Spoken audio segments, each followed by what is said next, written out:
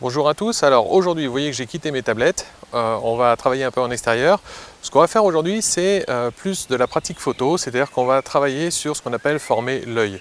Alors c'est quelque chose que vous entendez souvent, les photographes ont un œil et tout ça, c'est pas inné, ça s'apprend aussi. Évidemment chacun a sa sensibilité, on va progresser chacun d'une autre façon, mais vous allez voir que c'est pas très compliqué. Ce que je vous propose de voir aujourd'hui, c'est pas mal d'exercices pour vous aider en fait à progresser et à vous éclater vraiment à faire de la photo et non plus des photos. C'est-à-dire qu'il faut que vous arrêtiez d'arriver devant un monument et puis faire oh, c'est beau, clic, et puis voilà, c'est fini, hop, la photo est faite, mais en fait ça donne une photo de touriste, comme j'en appelle souvent ça en fait dans mes cours photo. C'est-à-dire qu'en gros c'est une photo que tout le monde fait et qui est complètement banale. On y va? Allez, c'est parti.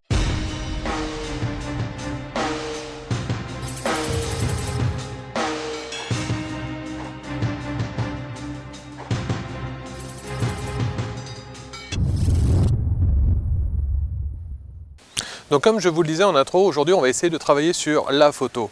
J'ai quitté mes tablettes, on va essayer d'éviter les retouches, on va travailler vraiment sur la photo. Moi j'ai beaucoup de plaisir, et sinon je ne ferais pas ce métier-là, à vraiment créer quelque chose, à vraiment créer une photo.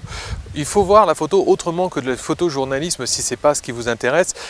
Même lors de vos photos de vacances, il va falloir que vous évitiez d'arriver et de faire oh, c'est beau, clic, et voilà, la photo est faite, mais elle est de travers, il y a des éléments qui n'ont rien à faire là, il y a des éléments qui devraient y être mais qui ne sont pas. Ben voilà. Donc elle est mal exposée souvent aussi. Donc comment faire ça? Pour ça, il faut vous former l'œil. Alors, moi, je fais des exercices, je continue à en faire. C'est-à-dire qu'un photographe qui aujourd'hui ne continuerait pas à faire des exercices va sûrement pas progresser, en tout cas, même s'il ne régresse pas. Mais c'est vraiment important de vous entraîner et vous allez voir que ça va vraiment vous aider à développer votre style à vous en fait. Le but c'est de trouver votre style. Le but c'est que quand on voit votre photo, on sache que ça vient de vous. On compare souvent en fait la photo à la peinture. Bien souvent dans les cours, on va comparer les deux. C'est vrai que la photo reprend en fait les mêmes codes. La règle des tiers, à la place de la règle du chiffre d'or, on a un peu simplifié. On va reprendre les codes de couleurs, c'est-à-dire les couleurs complémentaires et compagnie, on va travailler là-dessus. La photo permet aussi d'autres choses, telles que par exemple, quand maintenant on a aussi des bonnes gestions de profondeur de champ, donc c'est un moyen d'expression qui est très fort aussi en photo, je trouve, moi, qu'il faut savoir utiliser. Si on reprend les différents courants qu'il y a eu au niveau de la peinture depuis, on va dire, la Renaissance, c'est-à-dire à la fin du Moyen-Âge, l'Église catholique romaine a perdu un peu de pouvoir, c'est-à-dire qu'on a fini l'Inquisition, enfin, en majorité, si bien qu'on peut redécouvrir les choses qui étaient interdites jusque-là, tout ce qui était généralement découverte, joyeuse, science, enfin tout ce qui allait à l'encontre de ce que voulait l'Église catholique était interdit. Donc au XIVe siècle, en fait, est née la Renaissance en Italie. C'est là qu'on a redécouvert les choses. C'est là que, par exemple, en peinture, excusez-moi, on a commencé à faire des perspectives. C'est là qu'on a commencé aussi à faire les corps au niveau humain. On a essayé de redessiner les muscles, on a essayé de redécouvrir toutes les choses vraiment, les formes, tout ce genre de choses. C'est là qu'on a vu commencer à apparaître. Là, ça, on pourrait le comparer aussi à votre phase que vous avez peut-être déjà traversée, c'est-à-dire en gros, j'apprends ce que je peux faire avec mon appareil photo. Comment je fais une bonne exposition, comment je règle la profondeur de champ, comment je peux jouer un peu avec les vitesses. C'est un peu la Renaissance, ou si vous préférez, la naissance en photo. Ensuite, après, est venu au XVIe siècle, excusez-moi, au XVIe siècle, on a vu le baroque arriver. Alors, je parle évidemment des grands courants, il y en a eu plein d'autres, mais le baroque est arrivé. Et là, en fait, ça a été, on va dire, l'extension de la Renaissance. C'est-à-dire que là, on a été à l'inverse trop loin. C'est-à-dire que souvent c'était surchargé, on amplifiait vraiment le côté dramatique des tableaux, on avait beaucoup de choses dessinées, amplifiées vraiment énormément. C'est un peu ce qu'on fait en photo, une fois que je maîtrise un peu mon appareil photo, que je sais bien exposer, qu'est-ce que je fais? Je vais en rajouter, je vais en mettre plein partout, c'est-à-dire que je vais rajouter plein d'éléments, j'ai joué avec la profondeur de champ, mais souvent de trop. Je parlais encore à une personne qui a suivi un stage portrait chez moi il n'y a pas longtemps, qui a des beaux appareils photo, qui a un bel objectif qui peut ouvrir à f2, du coup elle shoot tout le temps à f2. Seul problème, c'est que quand on regarde la personne légèrement de travers, son portrait, en fait, on s'aperçoit que le deuxième œil est déjà flou. C'est un peu dommage, en fait. C'est-à-dire qu'en gros, voilà, je sais comment faire la gestion de profondeur de champ, je sais vraiment diminuer la profondeur de champ, donc j'y vais à max. Et c'est pas forcément le meilleur moyen. On le voit aussi au niveau des retouches. Par exemple, quand Photoshop a vraiment commencé à se populariser, on a vu vraiment des retouches de photos au niveau de la peau. C'était plus de la peau, c'était du plastique. Donc c'était assez impressionnant. Maintenant, on revient plus au naturel. Le naturel, ce serait justement ce qui est arrivé après le classicisme en fait, ce qui est arrivé environ au XVIIe siècle. Le classicisme, on est revenu un peu à la réalité, on est revenu un peu aux choses plus naturelles. Donc ça, c'est peut-être le courant qu'on suit après justement la photo, c'est-à-dire qu'une fois qu'on en a mis plein les yeux, on essaye de faire un peu plus normal, on va dire. Puis après, au XVIIIe siècle, on a vu par exemple le romantisme apparaître. Alors le romantisme, c'est vraiment quelque chose aussi que je comparais à la photo et qui est vraiment important. C'est là où on a essayé d'exprimer les choses, de dire ok, qu'est-ce que je veux mettre dans mon tableau? C'est bien de faire voir des pleines formes, de mettre plein de choses, mais quel est le message vraiment que je veux faire? Ça, c'est vraiment, là, il faut que vous en soyez au moins là, maintenant, il faudrait que vous arriviez là, c'est-à-dire en gros, à dire, ben voilà, avant de déclencher, c'est pas « oh, c'est beau », c'est « non ». Qu'est-ce que je veux faire voir? Qu'est-ce que je veux mettre en évidence? C'est ce que je vais essayer de vous aider aussi à faire aujourd'hui. Et puis après le romantisme fin 18e, en fait, on a vu d'autres courants arriver, tels que le réalisme par exemple, où en fait là, des gens comme Balzac, ce genre de personnes en fait représentaient vraiment la réalité des scènes de vie, vraiment quelque chose qui existait. Puis à peu près, juste un petit peu après, puisque ça c'était seconde moitié, vers les années 1870, un nouveau courant est apparu, et là au lieu de représenter justement la réalité, il y avait l'inverse, c'est-à-dire qu'on a vu apparaître l'impressionnisme. L'impressionnisme, c'est les petits tableaux en général, ça va être aussi le fait de saisir un instant très court, tel que les couchers de soleil. C'est là qu'on a vu beaucoup de tableaux sur justement ce qu'on voyait en face. On a vu Monet par exemple, qui est très connu, qui a passé pratiquement sa vie dans son jardin à faire des tableaux sur l'évolution de son jardin. Pourquoi ce courant a apparu? Tout simplement, il a apparu dans les années 1870 à peu près. C'est tout simplement parce que depuis les années 1834 à peu près, la photo a commencé à apparaître. Du coup, en fait, déjà, à chaque fois qu'il y a un courant, effectivement, il y a un courant inverse qui naît, bien souvent. Donc, c'est vrai qu'à l'inverse du réalisme, on pouvait avoir l'impressionnisme. Mais c'est aussi le fait que les peintres mangeaient en faisant des tableaux. Donc, on allait chez le peintre pendant quelques mois, on posait pendant quelques mois, et à la fin, on avait notre tableau. Ça ne servait plus à rien, puisque la photo commençait à apparaître. Comme je le dis aux élèves qui suivent mes cours aujourd'hui, on est à cette époque charnière en fait pour la photo. Pourquoi? Aujourd'hui, rien que Facebook, c'est 800 millions de photos par jour. Et encore, ce n'est pas un réseau social qui est prévu seulement pour les photos. Vous avez Pinterest, vous avez 500px, vous avez Flickr, Picasa, enfin voilà. Il existe des millions de photos, excusez-moi, des centaines de millions de photos qui arrivent tous les jours. Si vous voulez qu'aujourd'hui votre photo sorte du lot, il va falloir justement que vous fassiez autre chose que de la photo de touriste. Pourquoi? Parce que le Louvre, tout simplement, de face, à moitié de travers, avec 600 touristes devant, je l'ai déjà vu plein de fois en fait. Donc si votre photo c'est la même, je m'en souviendrai pas. Pourquoi? Parce que dans 20-30 photos de ça, en fait, j'aurais vu la même chose. Résultat, je ne vois pas pourquoi je me souviendrai de votre photo à vous particulièrement. Il va falloir que vous essayiez de trouver justement ce que vous voulez exprimer sur votre photo, qu'est-ce que vous voulez faire voir en fait exactement sur votre photo. Même sans parler de photojournalisme, en fait, il va falloir essayer de travailler. Alors pour ça, une bonne chose qui existe, c'est le point de vue. Le point de vue est souvent oublié en fait. Vous voyez que là en fait, vous êtes face à moi et que là en fait, vous n'êtes plus face à moi, vous êtes de côté et en plus plus bas. Vous êtes ce qu'on appelle en contre-plongée. Et là, à l'inverse, vous êtes en plongée, c'est-à-dire qu'en gros, vous êtes plus haut que moi. Ce qui a tendance un peu à aplatir les choses. Alors que tout à l'heure, en contre-plongée, vous aviez l'impression d'être plus grand. Ce qui est très bien pour un mec comme moi qui fait 1m70, on a l'impression de le agrandir. Donc voilà, ça c'est une première chose. Il va falloir que vous utilisiez justement des photos à hauteur d'homme, des photos au ras du sol, comme la photo là que vous voyez du Louvre actuellement, des photos aussi plus haut, de hauteur. Une chose par exemple qui m'horripile, c'est que si aujourd'hui on avait des extraterrestres qui arrivaient sur Terre, ils penseraient que tous les enfants, en dessous de 12-13 ans, ils ont forcément le cou comme ça. Pourquoi? Parce que toutes les photos sont prises comme ça. Même si vous prenez par exemple un enfant qui galope à quatre pattes, si vous vous mettez accroupi, vous êtes toujours trop haut. Il faut vous mettre au ras du sol, allongez-vous par terre, les deux bras au sol et prenez-le là. Si en plus l'enfant vous regarde et fait un beau sourire, la photo est absolument magnifique à ce moment-là. Si jamais vous êtes accroupi, vous êtes déjà beaucoup plus haut que lui. À partir de là, c'est beaucoup moins intéressant. Donc n'hésitez pas à vous mettre au ras du sol. Pareil, comme je vous ai fait voir la photo du décor tout à l'heure du Louvre, c'est exactement la même chose. Pourquoi je suis arrivé là? En fait, la lampe que vous avez vue sur la photo là, comme vous la voyez ici, c'est tout simplement les petits plots qu'il y a dans la cour du Louvre où tout le monde se met dessus pour faire le doigt sur la pyramide. J'ai habité 6 mois au Caire, c'est pareil, tout le monde met les doigts sur la pyramide. Vous allez à Pise, ils sont tous en train de la pousser, vous allez à la Tour Eiffel, ils sont tous en train de faire ça.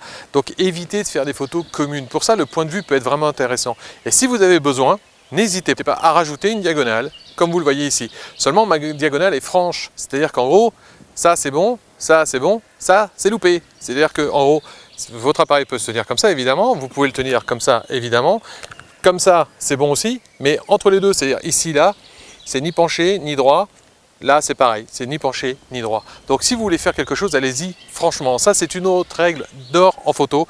C'est-à-dire qu'en gros, si je veux couper, je coupe vraiment. Si je veux aller en diagonale, j'y vais vraiment. Sinon, c'est une photo loupée. C'est-à-dire en gros, je l'ai fait mais sans faire exprès, je ne savais pas trop ce que je voulais faire.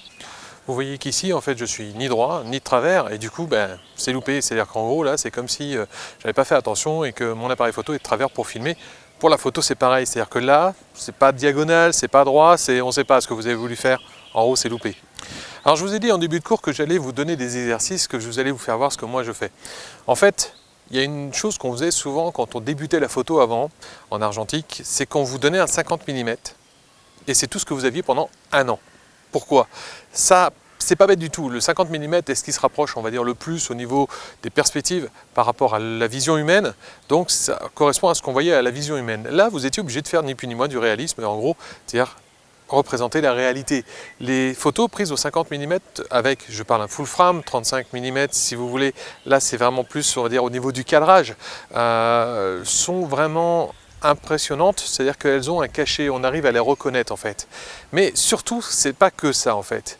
C'est tout simplement que si vous êtes sans zoom, que vous ne pouvez pas zoomer ou dézoomer, ben vous êtes obligé de faire avec. C'est-à-dire que si je suis loin de ma statue, je vais zoomer, du coup mon angle d'attaque va être plat comme ça. Si je suis obligé de me rapprocher, au fur et à mesure, mon angle est plus aigu. À partir de là, il va falloir que je tourne, que j'essaye de trouver autre chose. De loin, je ne voyais pas juste les narines de ma statue. En étant à côté, ben si, je suis obligé. Donc ça, c'est un bon exercice. C'est-à-dire, sortez qu'avec un 50 mm. Alors vous allez me dire, ouais, je n'ai pas un 50 mm, c'est pas grave. Mettez votre objectif sur 50 mm et vous ne le touchez plus. Vous faites des photos comme ça pendant toute une journée, 2 journées, 3 journées, vous faites ça pendant toute une période, moi c'est ce que j'ai fait, et vous allez voir qu'en fait ça va vous former l'œil, vous allez être obligé de vous rapprocher, de vous éloigner, de voir autrement, de tourner autour de votre sujet pour essayer d'en sortir une belle photo, et ça c'est important, vous allez voir que ça c'est un bon exercice, ça forme vraiment l'œil. Si c'était fait avant par les vieux photographes, c'est que ça devait servir à quelque chose. Une autre chose que je fais aussi au niveau des exercices, un autre exercice que je fais c'est de faire en fait une seule photo de mon sujet, c'est-à-dire je me force à ne faire qu'une photo de mon sujet. Alors le mieux c'est quand même de prendre quelque chose auprès de chez vous, si vous allez à Bora Bora à chaque fois ça va revenir cher la photo, mais de faire qu'une seule photo de mon sujet, c'est-à-dire qu'en gros j'essaye de faire la photo de mon sujet. Alors on peut compléter la chose, par exemple faire la photo de mon sujet qu'au 50 mm. Un autre exercice aussi qui est intéressant, c'est de faire en fait 3-4 photos du même sujet. C'est-à-dire que vous allez essayer d'exploiter à fond votre sujet. Donc vous pouvez le faire dans plusieurs angles, vous pouvez le faire avec plusieurs profondeurs de champ. Vous pouvez jouer avec la vitesse aussi, ça c'est quelque chose qui est trop souvent oublié. Prenons un exemple, prenons par exemple, un truc banal que tout le monde peut trouver, des passages cloutés. Si vous prenez comme sujet le passage clouté, on peut le faire vide, donc on va essayer de faire une diagonale, jouer avec justement les traits du passage clouté. On peut le prendre avec des personnes, soit de face, soit de côté. On peut avoir les personnes en entier, on peut avoir les personnes seulement juste au niveau des pas. Par exemple, quand on fait les pas, on peut les avoir nets, on peut les avoir flous aussi. On peut planter quelqu'un en plein milieu justement des passages cloutés. Nous, vous mettez votre retardateur sur votre appareil photo et justement vous avez les pas nets de la personne et les pas flous de toutes les personnes qui marchent autour. Ça, c'est quelque chose qui est tout à fait exploitable. La fameuse photo que je vous disais tout de suite, c'est-à-dire de mettre quelque chose, quelqu'un du moins, excusez-moi, de fixe en plein milieu, bah c'est simple, vous réglez votre appareil photo dans les 1/10, entre 1/8 et 1/15 de seconde en général, on va dire dans les 1/10 de seconde, vous plantez quelqu'un en plein milieu des passages cloutés, vous focalisez sur lui, et vous allez voir que vous allez avoir toutes les personnes qui marchent autour vont être floues. Alors ce que je vous conseille, c'est d'utiliser un téléobjectif. Là par exemple, vous voyez, je suis passé en 200 mm, résultat, je suis à peu près à 35 mètres de mon APN, et vous voyez que comme si j'étais à côté. C'est quelque chose de très intéressant. Pourquoi? Parce que si vous êtes en 50 mm, vous allez être qu'à 2-3 mètres en fait, de votre sujet. Résultat des opérations, vous allez louper la photo pour la bonne raison, c'est que les gens en voyant le photographe en face vont s'écarter. Donc soyez plutôt avec un téléobjectif, là c'est intéressant. C'est une autre chose qui est aussi oubliée, l'utilisation du téléobjectif et du grand angle. Le téléobjectif, comme vous le voyez par exemple sur cette photo ici, j'ai utilisé un téléobjectif, pourquoi? Pour compresser les distances. Plus vous allez zoomer, c'est-à-dire au-dessus du 50 mm, plus vous allez compresser les distances, c'est-à-dire qu'en gros ce qui est loin va paraître près. Alors certains font des erreurs justement et pensent que le fait de zoomer diminue la profondeur de champ. Non.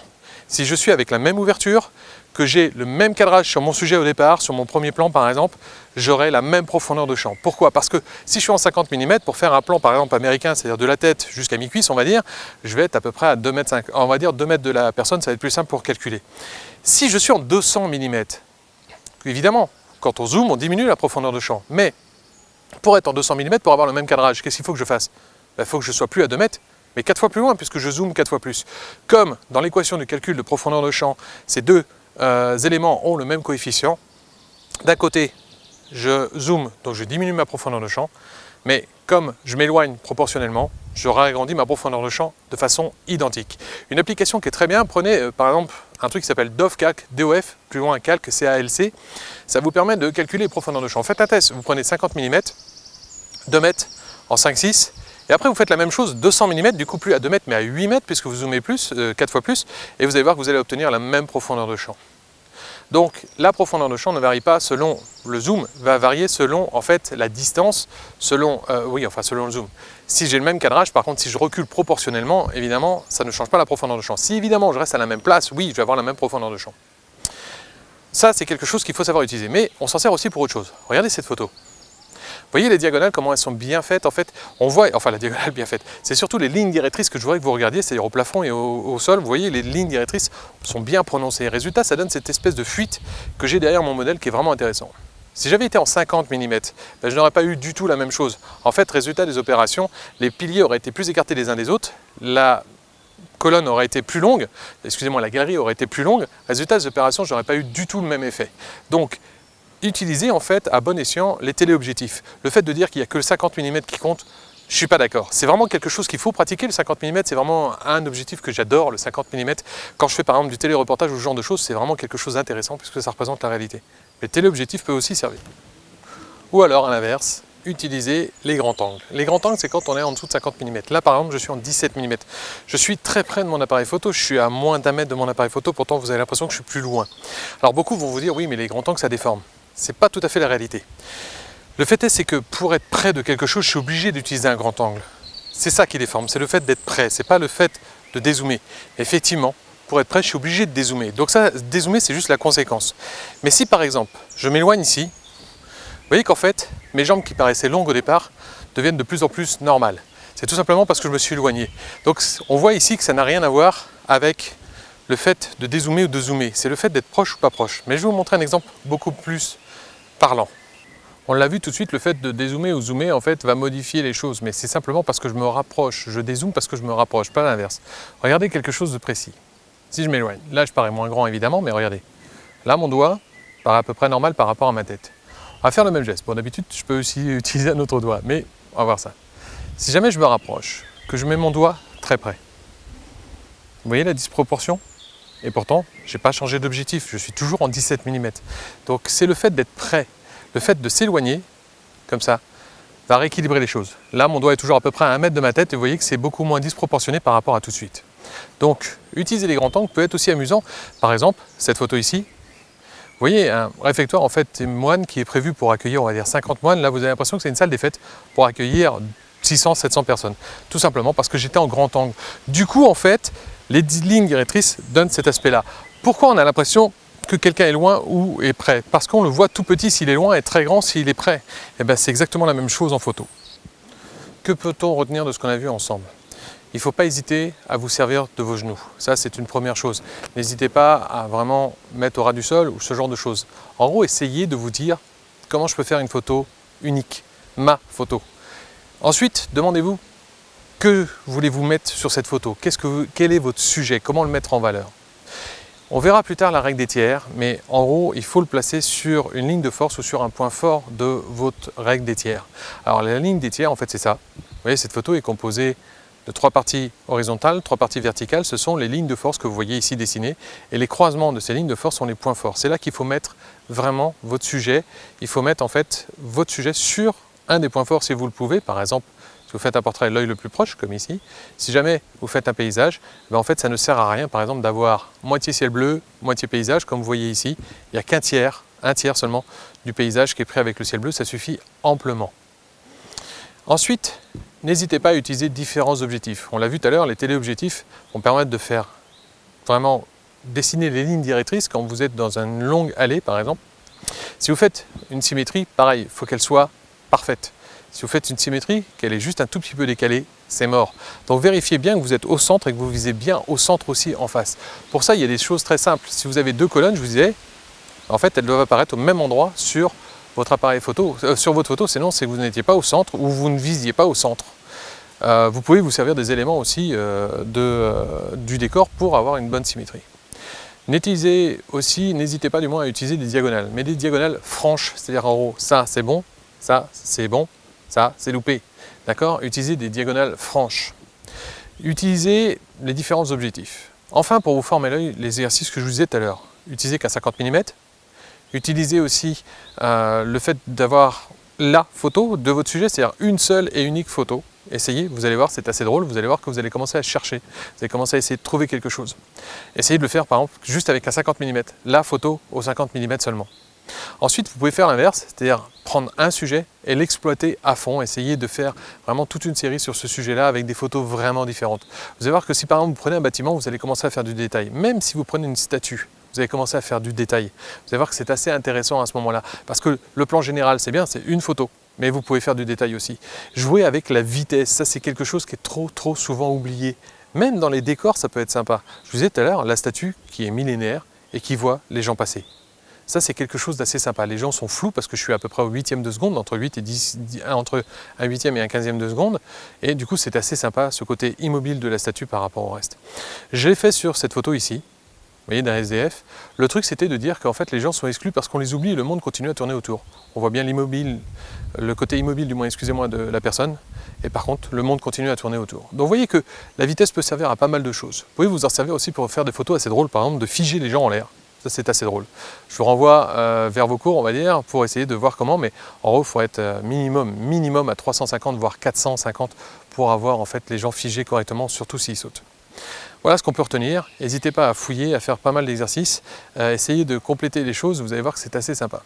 Par exemple, pour viser et mettre sur la ligne des tiers, regardez où dans votre collimateur cette ligne des tiers passe. Pour ça, c'est très simple, vous prenez votre appareil photo, vous prenez soit un papier, soit un écran, vous faites une règle de 4 tiers, puisqu'en fait c'est comme ça, c'est le format de nos photos, et vous dessinez dessus la règle des tiers. Vous zoomez dessus de manière à ce que votre page prenne la totalité de votre photo, et vous allez voir où passe votre ligne des tiers. Ensuite, à partir de là, moi ce que je faisais, c'est que je m'entraînais. C'est-à-dire en haut, je mettais là et je recadrais comme ça rapidement pour bien le remettre à chaque fois sur la règle des tiers. Ça, c'est quelque chose d'assez intéressant aussi à faire. Donc voilà, ce que vous pouvez retenir de ce tutoriel-là. N'hésitez pas à faire différent des autres. Essayez de réfléchir à ce que vous voulez faire. Et surtout, si vous devez couper, si vous devez faire une diagonale, si vous devez faire quelque chose, faites-le franchement. Et respectez surtout ces règles-là. Ce qui n'apporte rien, la photo ne doit pas y être. La moitié du ciel en bleu n'apporte rien à la photo.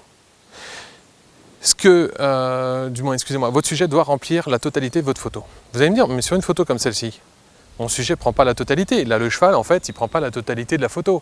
Mais oui, mais moi, mon sujet, là, c'est le cheval dans son contexte. Donc, c'est différent. Et par contre, vous voyez que le ciel ne prend pas la moitié de la photo. Même s'il était beau ce matin-là, ça ne prend pas la moitié de la photo. Donc, évitez d'arriver trop vite et puis, clic, la photo, elle est bonne. Non, non, non. Prenez votre temps, faites votre photo. Il y a un blog qui dit qu'il faut prendre la photo en moins de 3 secondes, c'est une ânerie. Prenez votre temps et vous allez voir que vous allez faire de la photo et plus des photos et vous allez être satisfait de votre travail. Moi, franchement, je m'éclate quand je vous disais, à l'arrière de mon appareil, je vois ma photo nickel, déjà prête dès le départ. Faites des photos comme ça, dès le départ. Pour ça, j'ai choisi l'heure, j'ai choisi l'endroit. Et je suis appliqué, j'ai mis à peu près 2 minutes, parce qu'en plus comme c'était au sol, avec le live view c'est déjà mieux, mais comme c'était au sol, j'ai mis à peu près 2 minutes à cadrer correctement pour faire ma photo correctement. Et après, j'ai attendu la bonne heure. Voilà ce qu'il faut retenir. À la prochaine, et puis bonne photo.